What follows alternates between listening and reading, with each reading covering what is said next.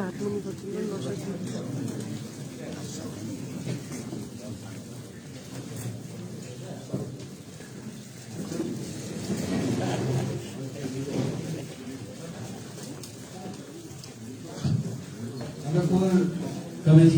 का सदस्य जो एकछिन फोनमा वार्तालाप भन्छ इम्पोर्टेन्ट भनेर एकछिनको निम्ति परिहार गरेर उठिदिने अनुरोध गर्दछौँ।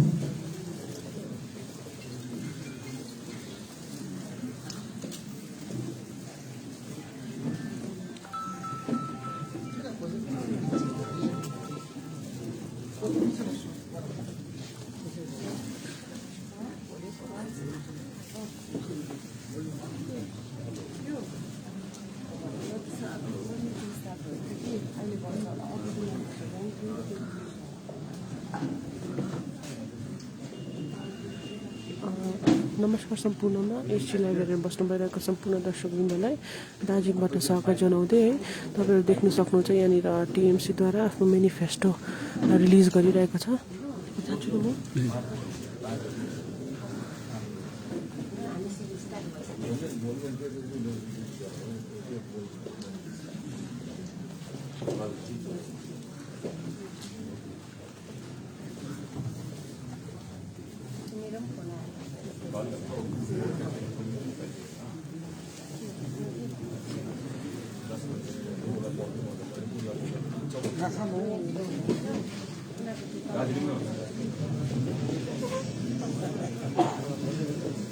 Venue, I'll leave you know venue afterwards, okay?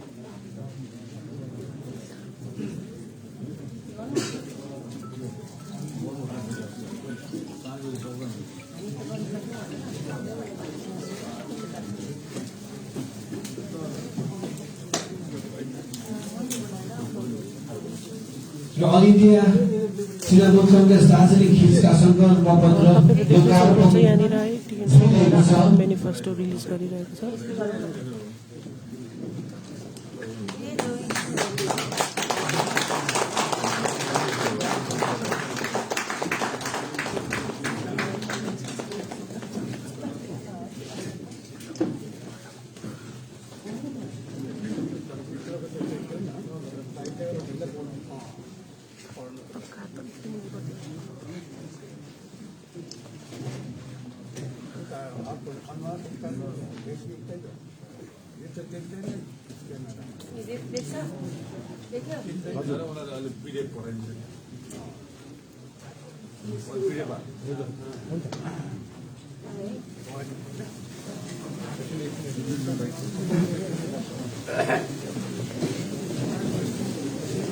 मैले अघि पनि भनिहालेँ कुनै पनि पार्टीले कुनै पनि हामी समाजमा कुनै पनि संस्थामा कुनै पनि ठाउँमा हामी जान्छौँ जब पनि हामीले गर्छौँ यो हाम्रो ग्यारेन्टी हो भन्दाखेरि ग्यारेन्टीको लेखेर दिए भन्छ अनि यो ग्यारेन्टी र लेखेर दिएकोले यो हाम्रो सङ्कल्प पत्र हो। अनि यसमा यो मेनिफेस्टोमा हामीले 16 वटा मुद्दालाई समेटेको छौँ जसले यो तृणमूल कांग्रेसले एकदमै गर्न सक्ने 16 वटा मुद्दा छ है। अनि यो 16 वटा मुद्दा नै हामीले गर्न सक्यौँ भने हामी यो पहाडकी रानी कलाकारको खानी यो दार्जिलिङलाई यो वर्ल्ड फाइनेस्ट प्लेस जुन चाहिँ एउटा ट्याग पाएको छ यो ट्याग आई थिंक यो प्रुफ हुन सक्छ।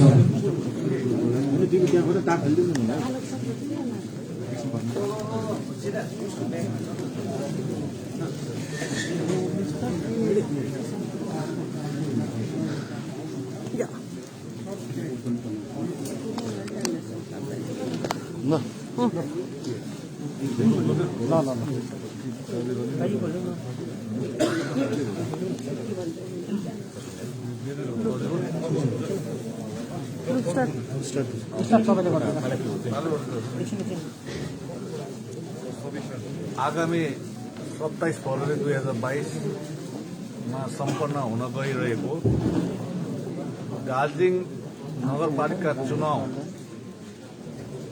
में ऑल इंडिया तृणमूल कांग्रेस को तर्फबाट 32 वटा वार्डहरू मध्ये 10 वटा वार्ड में आफ्नो अफिसियल क्यान्डिडेट उम्मेदवारहरू दिएका छन् र भोलिको दिनमा all India Trinamool Congress party को नगरपालिका में दार्जिलिङ नगरपालिका में बोर्ड गठन भए पश्चात हाम्रा नगरपालहरूले बोर्डले दार्जिलिङ शहरलाई सुव्यवस्थित अनि सुदृढीकरण गर्नको निम्ति अनि साथसाथै यहाँको जीर्ण अवस्था या समस्यालाई समाधान गर्नको निम्ति आज आधिकारिक रूपमा ऑल इंडिया तृणमूल कांग्रेस दार्जिलिङ जिल्ला समितिको तत्वावधानमा अनि उहाँहरूको मार्फतमा 16 बुँदे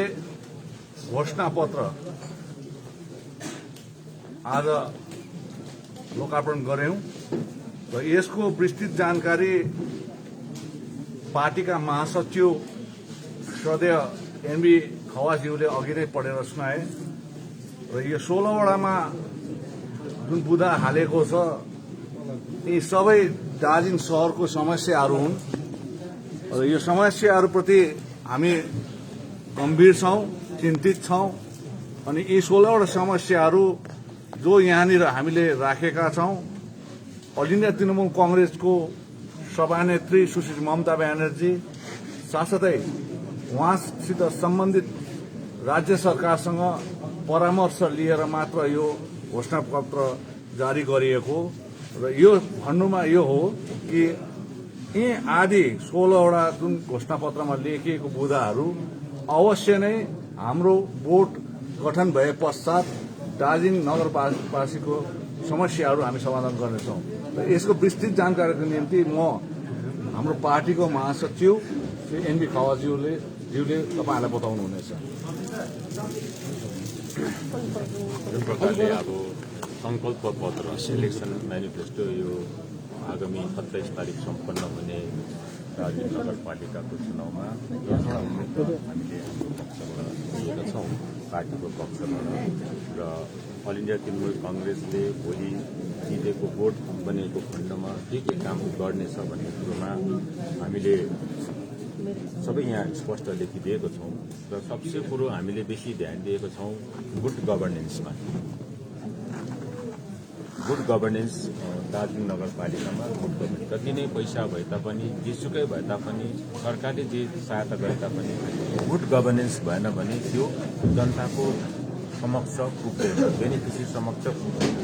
हाम्रो पहिलो संकल्प छ गुड गभर्नेन्स अनि दोस्रो छ यो दार्जिलिङ नगरपालिका नेक्स्ट टु कलकत्ता, त्यसले गर्दाखेरि यसलाई पनि अब नगर निगममा पदोन्नति गर्नुको निम्ति हामी यसलाई पाइला अघि हामी लानेछौँ। साथै यहाँ पनि कमान बस्तीमा मात्र होइन, पर्जापट्टाको कुरा हामीलाई पर्जापट्टाको कुरा दार्जिलिङ नगरपालिकामा पनि छ।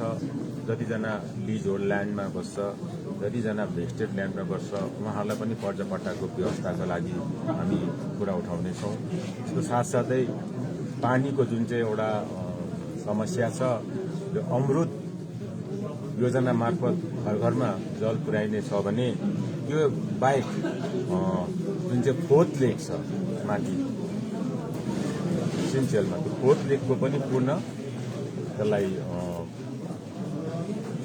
रूपमा त्यसलाई रेस्टोर गरिनेछ। साथसाथै सबसे दार्जिलिङको ठुलो समस्या हो वेस्ट म्यानेजमेन्ट, सरसफाई अनि जुन प्रकारको मलमूत्रहरू जथासुकै बगेर नराम्रो अवस्थामा छ दार्जिलिङ, त्यसलाई हामीले एउटा वेस्ट म्यानेजमेन्ट राम्रो प्रकारले सिस्टमेटिक हिसाबमा वेस्ट म्यानेजमेन्टको एउटा कम्प्रिहेन्सिभ प्लानिङ गरेर 1 to 32 वार्डलाई नै हामी वेस्ट म्यानेजमेन्टको एउटा कम्प्रिहेन्सिभ प्लानिङभित्र अन्तर्भुक्त गराउने। अर्को छ दार्जिलिङको ठुलो समस्या के भने टुरिस्ट डेस्टिनेसन। अब स्कुल सुरु भएपछि पार्किङको समस्या, जोरबङ्गलो पुग्नु हामीलाई 1 घण्टामा 2 घण्टा जस्तो लाग्छ। त्यसलाई हामीले कसरी व्यवस्थित बनाउने त्यो पार्किङ समस्यालाई, त्यसैले गर्दाखेरि हामीले पार्किङ लट बजार बीचमा कहीँ पार्किङ लटको रेगुलर पार्किङ लटको स्थापना गर्ने, साथसाथै जग्गा जग्गा पेडिस्ट्रियन फ्लाइओभर जस्तो रेलवे स्टेसन छ, हस्पिटलको अगाडि छ, या सेन्टिजाको अगाडि छ, त्यसलाई पेडेस्ट्रियन फ्लाइओभर बनाउने कुराहरू पनि हामीले यहाँ उल्लेख गरेको छौँ भने लेबोङ साइड जोरबङ्गला साइडमा दार्जिलिङ एकदमै कन्जेस्टेड भयो। कन्जेस्टेड भएकोले गर्दाखेरि लेबोङलाई र माथि जोरबङ्गला साइडमा कसरी एउटा सेटेलाइट टाउन जस्तो इस्टाब्लिस गर्न सकिन्छ यो कुरोमा पनि हामी पाइला चालेका हुन्छौँ। साथसाथै दार्जिलिङको डिस्ट्रिक्ट हस्पिटल छ, दार्जिलिङको डिस्ट्रिक्ट हस्पिटललाई कसरी हामी एउटा सुपर स्पेसियालिटी हस्पिटल बनाउने ताकि सबै कुरोको यहाँ ट्रिटमेन्ट यहीँ हुन्छ भनेर हामी दार्जिलिङको डिस्ट्रिक्ट हस्पिटललाई सुपर स्पेसियालिटी हस्पिटलमा पनि अपग्रेड गर्नुको निम्ति हामी पाइला चाल्नेछौँ। त्यसको साथसाथै जुन चाहिँ यो बजारमा अहिले हाम्रो फायर स्टेसन डालीमा सरेको छ, जो एक्जिस्टिङ फायर स्टेसन छ दार्जिलिङको इमिडिएट डालीबाट आउँदाखेरि साह्रो पर्न सक्छ, त्यसले गर्दाखेरि एक्जिस्टिङ फायर स्टेसन जुन चाहिँ छ थानाको अगाडि त्यसलाई 2 पम्प फायर स्टेसनमा स्थापना गर्ने। त्यसरी नै म्युनिसिपालिटीको दुईटा हाई स्कुलहरू छ, एउटा म्युनिसिपल गर्ल्स होइन, एउटा म्युनिसिपल बोइज हाई स्कुल छ। त्यसलाई पनि राम्रो प्रकारको एउटा गुणस्तर शिक्षाको लागि त्यसलाई पनि राम्रो एउटा व्यवस्थित ढङ्गमा त्यो पाइला हामी चाल्नेछौँ। साथसाथै थुप्रै प्राइमेरी स्कुलहरू छ म्युनिसिपालिटीको, पहिला फिडर स्कुलहरू थियो, ती स्कुललाई पनि कसरी फेरि सञ्चालनमा ल्याउन सकिन्छ त्यसमा पनि हामी ध्यान दिनेछौँ। साथसाथै हकर्स दार्जिलिङमा एकदमै हकर्सहरू विचारहरू साह्रै प्रब्लम छ, उहाँलाई पनि समस्यालाई ध्यानमा राख्दै हामीले स्ट्यान्डर्ड हकर्स स्टल अथवा हकर्स कर्नरहरू पनि हामीले स्थापना गर्ने हामीले सोच राखेका छौँ। त्यसरी नै 32वटै वार्डमा जुन प्रकारको प्रब्लमहरू छ, अब यो टोयलेटको पब्लिक कन्भिनियन्सको प्रब्लम छ, यसलाई राखेर 32वटै वार्डमा हामीले पे टोयलेट्सहरूको स्थापना गर्ने कुरा पनि हामीले त्यसमा पनि हामी जोड दिनेछौँ। साथसाथै टाउनको ब्युटिफिकेसन र टाउनको सरसफाइमा विशेषभन्दा विशेष हाम्रो ध्यान रहनेछ। त्यसरी नै क्यापिटल हल दार्जिलिङको यो मुटु मानिन्छ, यो क्यापिटल हललाई राम्रोसँग रिनोभेसन गरेर एउटा सबैले कलाकारदेखि लिएर आम मानिसले यसलाई युज गर्न सक्ने हिसाबमा यसलाई एउटा टाउन हलमा एउटा राम्रो टाउन हलमा परिणत गर्ने त्यो कुरो पनि हामीले सङ्कल्प पत्रमा उल्लेख गरेका